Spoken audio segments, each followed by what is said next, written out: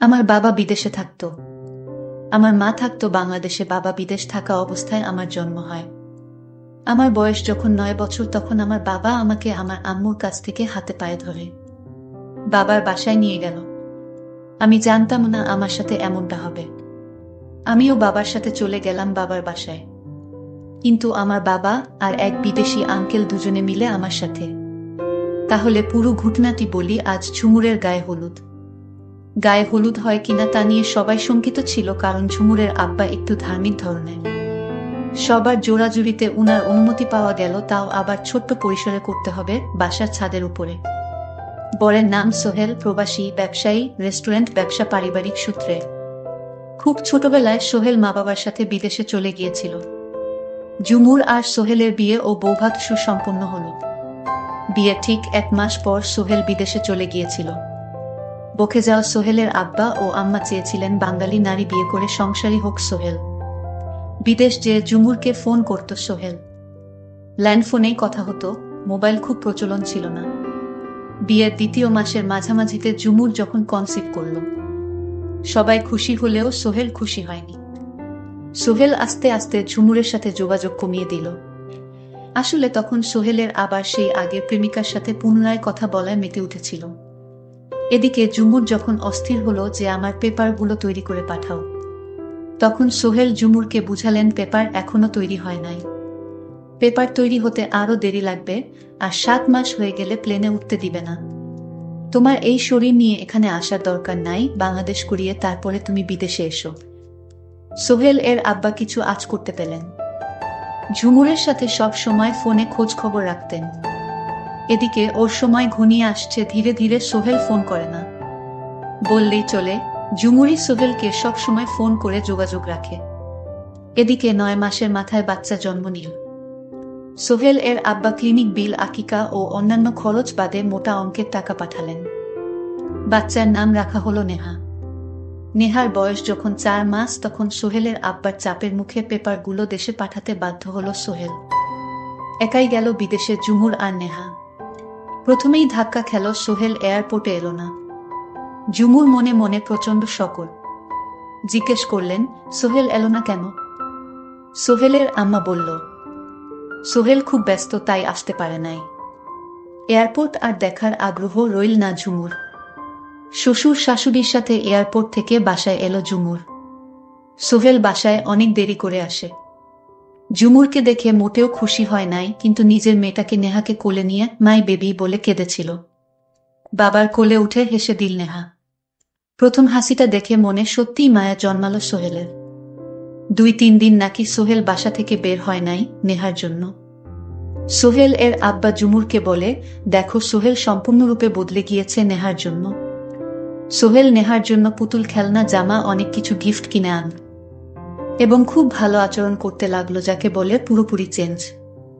আসল ঘটনা শুরু এখান থেকেই। মনে মনে খারাপ ফন্দি এঁকেছে সোহেল। ঝুমুর কিছুতেই বুঝতে পারে নাই। খুব বেশি সরল মনেই সোহেলকে বিশ্বাস করেছিল। বিদেশে যাওয়ার 2 মাস পর একদিন সোহেল বলল, ঝুমুরকে আমি বাংলাদেশে যাচ্ছি ব্যবসার কাজে, তুমিও চলো, মাত্র 5 দিনের জন্য। যাও আসা 2 দিন, মাঝখানে 3 দিন। নেহাকে নেওয়ার দরকার নেই, কষ্ট হবে। 6 মাসের বাচ্চাকে রেখে আসতে রাজি হলো না ঝুমুর, কিন্তু সোহেল বোঝাল এরকম সুযোগ আর হবে না, তুমি হয়তো আর 3-4 বছরেও যেতে পারবে না। কি বুঝে ঝুমুর রাজি হয়ে সোহেলের সাথে বাংলাদেশে আসলো। ঠিক দুপুর বেলা বাংলাদেশে সোহেল আর ঝুমুর আসলো।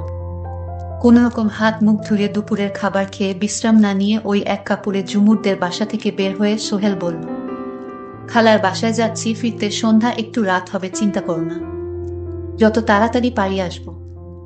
সোহেল আসলে খালার বাসায় যায়নি, ওই মুহূর্তে ঢাকার উদ্দেশ্যে রওনা দিয়ে রাতের ফ্লাইটে বিদেশে উদ্দেশ্যে চলে গেল। রিটার্ন টিকিট আগে থেকেই কাটা ছিল। এদিকে রাতে ঝুমুর খালার বাসায় ফোন করে জানতে পারে সোহেল ওখানে যায়নি। সবাই দুশ্চিন্তা করে হাসপাতাল, অন্যান্য জায়গায় খোঁজাখুঁজি শুরু করলো। পরের দিন যখন থানায় ডায়েরি করবে, তখনই সোহেল ফোন করে ঝুমুরকে। কথাগুলো ছিল, এমন তোকে বাংলাদেশ থেকে আমার আব্বা এনেছিল, তাই আমি নিজেই তোকে রেখে আসলাম।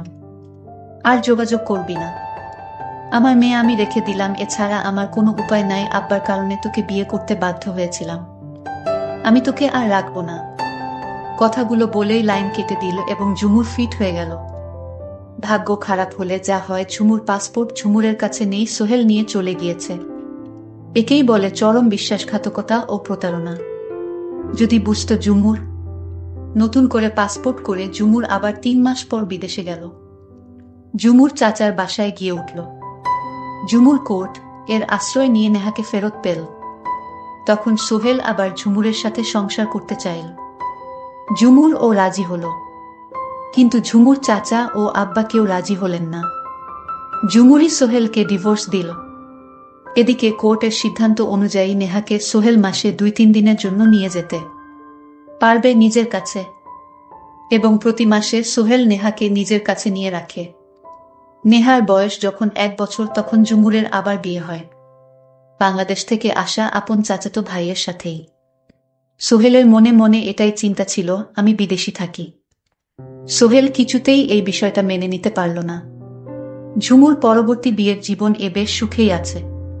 1 ছেলে ও আরও 1 মেয়ে হয়েছে ঝুমুরের। সোহেল যে মেয়েটার সাথে সম্পর্ক ছিল তার সাথে বিয়ের পর সেখানে ডিভোর্স হয়। পরবর্তীতে সোহেল আবার বিয়ে করে বর্তমানে সংসারী।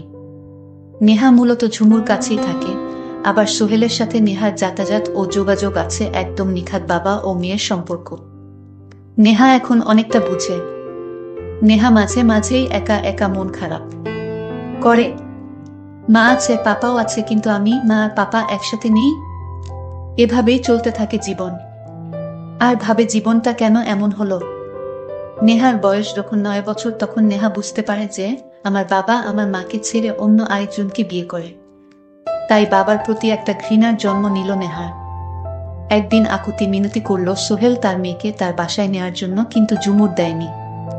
তখন সোহেল বলল, মেয়ে তোমার একা না, আমারও মেয়ের প্রতি অধিকার আছে। ওর শরীরে আমার রক্ত আছে। প্লিজ আমার মেয়েকে আমার বাসায় একদিনের জন্য দাও। ঝুমুর বলল, হঠাৎ আপনার মেয়ের প্রতি এমন সহানুভূতি দেখাচ্ছেন কেন? শুধু একদিনের জন্য নেহাকে আমার কাছে দাও।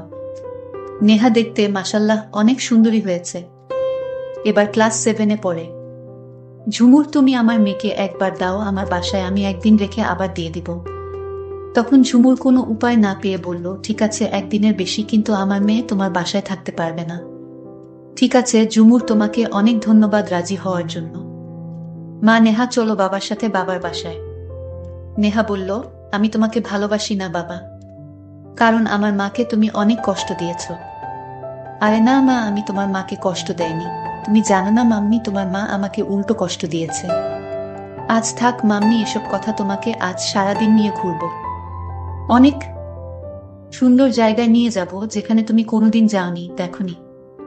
সত্যি বাবা, তুমি আমায় এরকম সুন্দর সুন্দর জায়গায় নিয়ে যাবে? আমি যাব বাবা, তুমি আমাকে নিয়ে যাও। ঠিক আছে মা, আজ রাত আমার বাসায় থেকে কাল তোমাকে ঘুরতে নিয়ে যাব। এদিকে বাবার মনে অন্য চিন্তা ঘুরপাক খাচ্ছিল। নেহাকে কি করা যায়? আমার স্ত্রী আমার প্রতি যে অত্যাচার করেছে, আমাকে যেভাবে ঠকিয়েছে, এর একটা কিছু করব যেন আমার স্ত্রী বুঝতে পারে আমি কতটা ভয়ঙ্কর হতে পারি। আমার স্ত্রী আমাকে যেভাবে ঠকিয়েছে। বাবা মনে মনে কি ভাবছো, আমাকে ঘুরতে নিয়ে যাবে না? যাব মা, এই তো বাড়ির কাছাকাছি এসে গেছি। তারপর বাসায় নেহাকে নিয়ে রাতে মাংস, সবজি, কিচেন দিয়ে খেয়ে নিলাম। মাম্মি, তুমি এখন ঘুমিয়ে পড়ো পাশের রুমে, এটা তোমার জন্যই করেছি। তুমি ঘুমাও মা, সকালে তোমাকে নিয়ে ঘুরতে যাব। নেহা খুশি হয়ে ঘুমিয়ে পড়ল। সকাল হলো, নেহা বলল, বাবা ঘুরতে যাবে না? যাব মা, তুমি সেজে গুজে নিজেকে তৈরি করো। তারপর আমি বাবার কথা মত নিজেকে তৈরি করে নিলাম। তারপর বাবার সাথে ঘুরতে বের হওয়ার জন্য রওনা দিলাম। বাবা আমাকে নিয়ে যেতে যেতে পাহাড়ি এলাকায় নিয়ে গেল। পাহাড়ের নিচে সাগর, কি অদ্ভুত সুন্দর দৃশ্য, দেখলে মন জুড়িয়ে যায়। এদিকে নেহার বাবা এক লোকের সাথে ফোনে কথা বলতেছিল অনেকক্ষণ ধরে। বাবা, তুমি কার সাথে কথা বললো? আরে মা, তোমার এক বিদেশি আঙ্কেলের সাথে। সোহেল বলল, কোথায় আছেন আপনারা? আমি আমার মেয়েকে নিয়ে হাজির, আপনার কোথায় চালু আসেন? আমি বান্দরবানে পাহাড়ে আছি। ঠিক আছে, আপনি এখানে থাকে, আমরা আসছি। নেহা বলল, বাবা চলো এখন অন্য কোথাও যাই, এখানে আর ভালো লাগছে না বাবা। আরে মা, তোমার এক বিদেশি আঙ্কেল আসবে তোমায় দেখতে। আমি বলেছি আমার মেয়ে অনেক বড় হয়ে গেছে, তখন তোমার আঙ্কেল তোমায় দেখতে আসছে, তোমার জন্য গিফট নিয়ে আসছে। বাবা সত্যি আমার জন্য গিফট নিয়ে আসছে। এতক্ষণে তখন বিদেশি আঙ্কেল হাজির হলো। তখন সোহেল বলল, এ হচ্ছে আমার মেয়ে নেহা। মাশাল্লাহ, অনেক সুন্দর হয়েছে মেয়েটা তোমার। তখন ওই আঙ্কেল আমার দিকে কিভাবে যেন তাকিয়ে রয়েছে। আমার খুব ভয় লাগছিল। বাবা চলো, আমার গিফট লাগবে না, এখান থেকে চলে যাই। বিদেশি আঙ্কেল, কেন মা? আমিও তো তোমার বাবার মতো, আমাকে ভয় করছো কেন মা? বাবা তুমি এই আঙ্কেলের কাছ থেকে নিয়ে যাও। সোহেল বলল, কি বলো মা? আমি তো তোমাকে এনেছি তোমার বিদেশি আঙ্কেলের হাতে, তোমাকে তুলে দেব। তুমি বিদেশ গিয়ে আরো অনেক সুন্দর সুন্দর দৃশ্য দেখতে পারবে মা। তুমি তোমার আঙ্কেলের সাথে চলে যাও মা, আমি কিছুদিন পর তোমাকে নিয়ে আসব। নেহা তখন কান্না করে বলল, না বাবা, আমি যাব না। তুমি আমাকে আমার আম্মুর কাছে ফিরিয়ে দিয়ে আসো বাবা। আমি আর এখানে এক মুহূর্ত থাকতে চাই না। আরে মা, তুমি তোমার আঙ্কেলের সাথে যাও, এরপর আমি আর কিছুই বলতে পারবো না। আমার নিষ্ঠুর বাবা আমাকে বিদেশি আঙ্কেলের হাতে তুলে দিল কিছু টাকার জন্য। সোহেল তখন নেহাকে বলল, তুই আমার মেয়ে না, তোর মা আমার সাথে প্রতারণা করেছে আমি যখন বিদেশ ছিলাম। আর আমার সত্যিকারের মেয়েকে তোর মা মেরে ফেলেছিল। আর তাই তোকে বিদেশি আঙ্কেলের হাতে তুলে দিলাম, যেন তোর মা আর তোকে কোনোদিন যেন খুঁজে না পায়। সন্তান হারানোর যন্ত্রণা আমি হাড়ে হাড়ে টের পাচ্ছি। আজ তোর মাও বুঝবে সন্তান হারানোর কি যন্ত্রণা। তোকে যখন খুঁজে পাবে না তখন বুঝবে। বাবা, তাই বলে তুমি আমাকে দিয়ে তুমি প্রতিশোধ নিচ্ছ? বাবা, আমার কম বয়স, আমাকে ফেলে দিও না। চুপ কর, তুই আমার মেয়ে না, আমাকে বাবা বলে ডাকবি না। এই কথা শোনার পর আমি আর কিছুই বলতে পারবো না। হঠাৎ ঘুম থেকে উঠে দেখি আমি বিদেশ আঙ্কেলের বাসায়। তারপর কি হলো সেটা শোনার জন্য পরবর্তীতে ভিডিও দেওয়া হবে। সেই পর্যন্ত সবাই ভালো থাকবেন, ধন্যবাদ।